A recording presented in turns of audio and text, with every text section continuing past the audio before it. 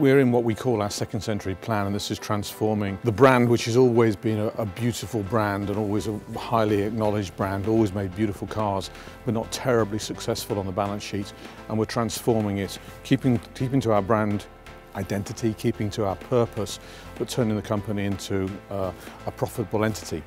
And obviously you need a halo, you need a star within your lineup. And so we thought, why not make the fastest car that's ever been made? That makes quite a halo, and that's exactly what AMRB 001 is all about. It's about making Formula One technology for the road, and it brings everything that we know about racing.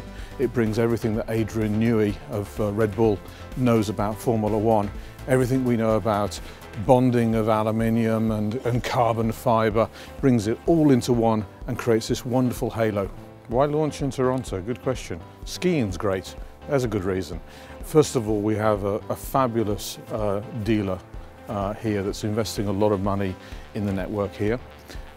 The organisers of this show have been extremely keen that we came and collaborated and have put a lot of energy into making this a success for us.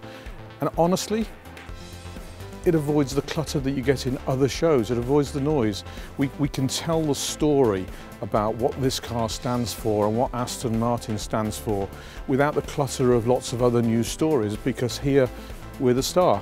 And in Geneva, I'm sure we'd be the star, but there will be other stars as well. So we just figured, let's go make a noise in a wonderful country like Canada. We're not trying to make the fastest car in a straight line. What we're saying is that we'll make a car that is as fast as a Formula One car in race trim 2016 around, for example, Silverstone racetrack. In other words, it has to be usable. There's a lot of downforce in here, and obviously downforce versus drag. If you want to go fast in a straight line, make the car as slippery as possible.